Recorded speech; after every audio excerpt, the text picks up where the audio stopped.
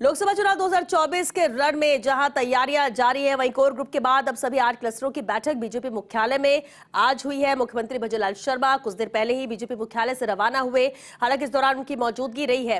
क्या कुछ इस बैठकों में रहा, हमारे सहयोगी ऐश्वर्य प्रधान जुड़ रहे हैं, चलिए उनका रुख कर लेते हैं। ऐश्वर्य, बेहद अहम है, जिस तरह से इससे पहले भी बात हुई थी और लगातार बैठकों का दौर जारी रहा, कितनी अहम ये बैठकें रही हैं, क्या कुछ इसमें निर्णय लिए गए हैं, आगे किस तरह से लोकसभा चुनाव की तैयारी में पूरी तरह से उतर चुकी है बीजेपी?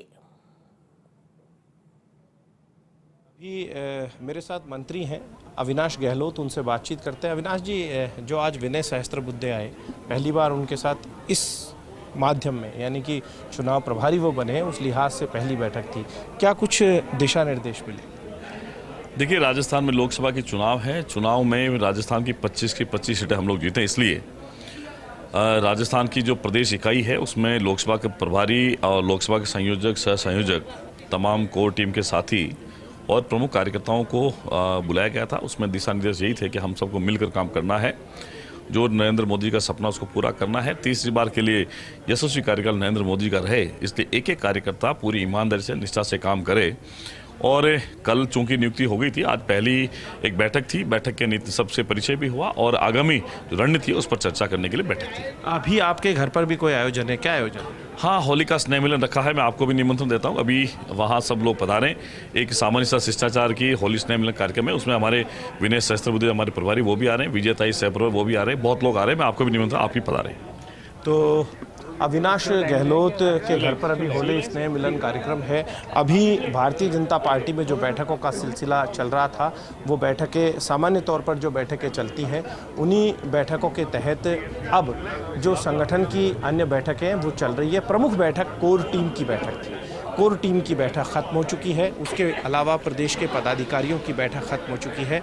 प्रदेश के पदाधिकारियों के साथ ही चुनाव प्रबंधन की बैठक रखी थी और मीडिया में जो मुखातिब हुए मुख्यमंत्री भजनलाल शर्मा, उन्होंने होली की सभी को शुभकामनाएं देते हुए ये विश्वास व्यक्त किया कि प्रधानमंत्री नरेंद्र मोदी के नेतृत्व में सीटें जो हैं वो 400 के पार जाएंगी। साथ ही उन्होंने ये भी कहा कि राजस्थान में 25 की 25 लोकसभा सीटें भारतीय जनता पार्टी जीतेगी। तो आज की ये बैठक में सबसे बड़ी बात ये रही कि निर्दलीयों को साधा जाएगा। जो कोर कमेटी की बैठक हुई, उनमें जो निर्दलीय विधायक हैं उन्हें साधा जाएगा कि वो भारतीय जनता पार्टी को वोट दिए जाने को लेकर लगातार फील्ड में सतत रूप से जुटे रहे हैं। और यही कारण है कि पिछले दिनों से लगातार जो निर्दलीय विधायक है वो मुख्यमंत्री भजनलाल से लेकर प्रदेश अध्यक्ष सीपी जोशी से मेल मुलाकातें करते रहे हैं।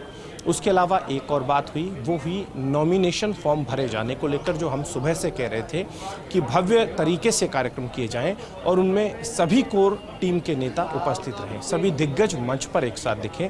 इसे लेकर यहाँ पर बातचीत हुई है। विशेष ऐसी कोई बातचीत नहीं हुई कि टिकटों को लेकर या नामों को लेकर बातचीत हुई हो, क्योंकि नामों को लेकर पहले ही संवाद और बातचीत खत्म हो चुकी है। अब सिर्फ और सिर्फ सीईसी की बैठक है। एक और मैं अपडेट दे दूँ कि प्रदेश अध्यक्ष सीपी जोशी अभी यहाँ से रवाना हुए हैं और सीधे उदयपुर के लिए रवाना हुए हैं, वहाँ पर उनके कार्यक्रम होंगे। वहीं भजनलाल शर्मा यहाँ से रवाना हो गए हैं। मुख्यमंत्री कार्यालय से रिलेटेड जरूरी कार्यों में उनकी व्यस्तता रहेगी। बाद में होली मिलन समारोह से जुड़े कार्यक्रमों में मुख्यमंत्री भजनलाल शर्मा उपस्थित रहेंगे। आज की इस बैठक में ख़ास तौर पर हो सकता है कि आगामी दिनों में इस तरीके की भी रणनीति बने कि जो पार्टी में सतत शामिल होने वाले लोग आ रहे हैं, जो पार्टी में शामिल हो रहे हैं दूसरी पार्टियों से, ऐसे लोगों को भी शामिल किया जा सकता है जो लोग किन्हीं विशेष कारणों से निर्दलीय चुनाव लड़ गए थे, बगावत कर दी थी, जिन्हें निकाला गया, लेकिन उन्हें अब पार्टी के साथ जोड़ने पर फोकस किया जाएगा। आप एक चीज़ और देख सकते हैं कि सतीश पूनिया से हम बातचीत करते हैं। सतीश जी, क्या रहा आज की बैठक है, किस तरीके से देख रहे हैं? एक बार कर लें। देखिए, मुझे लगता है जो मैंने कहा, बिल्कुल ऐश्वर्य, तो बैठकों का दौर भी लगातार जारी, लेकिन ऐश्वर्य, क्या अभी भी बैठकें होंगी या फिर मान लें कि आज जिस तरह से लगातार बैठकों का दौर जारी रहा, आज के लिए इसमें विराम लगा है? देखिए, आज के बाद भी लगातार विनय सहस्त्रबुद्धे और उनकी टीम इसी तरीके से बैठकों में अपने आप को व्यस्त रखेगी। बैठकों का मकसद यही रहेगा कि चुनाव को लेकर रणनीति बनाई जाए। अभी आज के दिन तक यदि कोई टिकट की उम्मीद लगाकर चल रहा है तो शायद वो सिर्फ और सिर्फ उम्मीद ही बची है, क्योंकि टिकट जो है वो उनको लेकर नाम लगभग तय हो चुके हैं। सीसी की बैठक में बस मुहर लगनी है। जिन नामों को लेकर कयास थे उन नामों को लेकर कई तरीके की बातें हैं। हो सकता है कि इस बार की लिस्ट में महिलाएं ज़्यादा हैं, महिलाओं की संख्या ज़्यादा बढ़ सकती है। इस बार की लिस्ट में इस चीज़ को लेकर ध्यान दिया जा सकता है। और दूसरी बड़ी बात ये होगी कि इस बार जो लिस्ट आएगी उसमें लगभग 10 के 10 नाम आने की पूरी संभावना है। कुछ एक अगर यदि 1-2 नाम नहीं अटकते हैं तो सारे के सारे नाम आ जाएंगे। पिंटू सैनी मेरे साथ मौजूद है, भूपेंद्र सैनी, इनसे मैं बातचीत करता हूं। भूपेंद्र जी, क्या रहा आज की बैठक? देखिए, आज हमारे यहाँ के प्रदेश के नए प्रभारी आए हैं, सह प्रभारी आए हैं। उन्होंने 25 की 25 लोकसभा सीट कैसे जीतें, ज़्यादा से ज़्यादा प्रवास करें, ज़्यादा से ज़्यादा लोग फील्ड में रहें और पार्टी की रीति नीति और नरेंद्र मोदी जी के नेतृत्व में जो भारत और देश राष्ट्र मजबूत हो रहा है उसको लेकर चर्चा हुई है। धन्यवाद।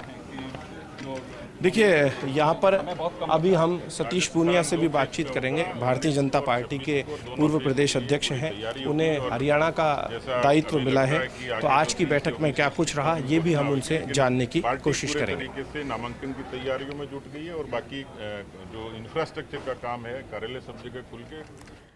बिल्कुल ऐश्वर्या, तो देखिए बेहद अहम है, क्योंकि जो कोर कमेटी की बैठक सबसे पहले हुई वो बेहद अहम थी, उसमें मौजूदगी रही और इसके बाद फिर क्या कुछ रहा वो भी आपको हम तस्वीर दिखा। फिलहाल के लिए शुक्रिया ऐश्वर्या आपका इस पूरी बातचीत के लिए। वापस आपका रुख करेंगे, कुछ और अपडेट भी लेंगे। लेकिन बैठक खत्म होने के बाद बीजेपी प्रदेश अध्यक्ष सीपी जोशी भी मीडिया से रूबरू हुए, उन्होंने भी अपनी बात रखी। नई बात नहीं है हरियाणा, क्योंकि शेखावाटी से कई बार आपके प्रवास हो जाते थे।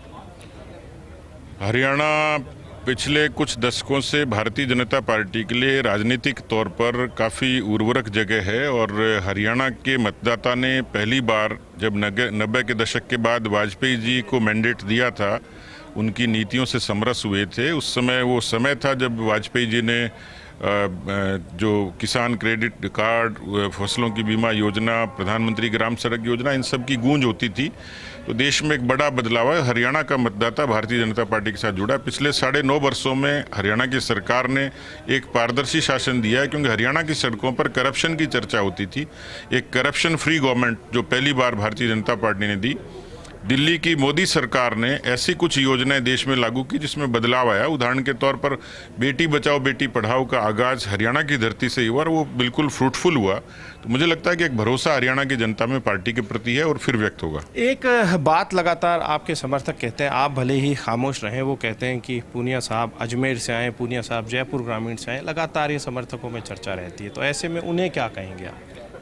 उन्हें ये कहूँगा कि जो पार्टी निर्णय करे उसको सिर माथे पे रख के मिशन 25 को पूरा करें, क्योंकि हमारे लिए खुद की महत्वाकांक्षाओं से बड़ी पार्टी की महत्वाकांक्षा और पार्टी से पहले देश की महत्वाकांक्षा है। तो पार्टी के सभी समर्थक, सब लोग, हमारी पहली मंशा ये है कि पार्टी का केंद्रीय नेतृत्व जो निर्देश देता है उसकी अनुपालना करना। पूनिया साहब, एक चीज़ और, कई लोग बाहर से आ रहे हैं आपकी पार्टी में, कांग्रेस से आ रहे हैं, आप प्रदेश अध्यक्ष रहे हैं और महामंत्री रहे हैं, कई दायित्वों पर रहे हैं और आप अब हरियाणा जा रहे हैं। कुछ लोग ऐसे भी हैं जो गलती हो गई, निर्दलीय चुनाव लड़ बैठे थे तो आपकी पार्टी के, क्या उन्हें वापस नहीं आना चाहिएगा? बहुत सारे लोग थे, वो आपके मिशन 25 में भी सहयोग करेंगे? वो पार्टी का जो नेतृत्व है वो गुण अवगुण के आधार पर उसका निर्णय करता है। किया भी है, काफ़ी लोग आए भी हैं, कुछ लोग और भी कतार में हैं, तो पार्टी जैसा उचित समझेगी उनको निश्चित रूप से अवसर देंगे। एक आखिरी सवाल और, अभी तक जो टिकट दिए गए हैं उनमें महिलाओं की संख्या और अब बाकी के 10 में, क्या आप मानते हैं कि महिलाएं पिछली बार से ज़्यादा होंगी इस बार? निश्चित रूप से केंद्र की मंशा है कि जब हम आगे 33% आरक्षण कर चुके हैं, उससे पहले पार्टी में भी पार्टी ने तय किया था और स्वाभाविक तौर पर जो आगे कुछ लोग होंगे उसमें महिलाओं की संख्या हो, ऐसी पार्टी विचार कर रही है। भजनलाल शर्मा सरकार ने जो फैसले किए हैं उन्हें लेकर क्या? देखिए, मुझे लगता है कि 90 दिन भी नहीं हुए, लेकिन ERCP से लेके, यमुना जल समझौते से लेके, डीजल पेट्रोल के वैट कम करने से लेके और पेपर लीक पर एक्शन से लेके जितने तमाम काम हुए हैं वो इस बात को साबित करते हैं कि हमने जो राजस्थान की जनता से जिन मुद्दों पर हम लोग कांग्रेस सरकार से लड़े थे और जो वायदा किया था उसको पूरा करने की दिशा में इस सरकार ने अच्छी पहल की है। तो सतीश पूनिया से बातचीत किया जाना आवश्यक भी था, क्योंकि अभी इन्हें जो कमान दी गई है वो हरियाणा की दी गई है, तो उन सारे मुद्दों को लेकर भी हमने बातचीत की है। और सबसे बड़ी बात यह है कि इन्हें लेकर लोग अजमेर सीट के साथ इनका नाम जोड़ रहे थे, उससे लेकर भी उन्होंने जवाब दे दिया है।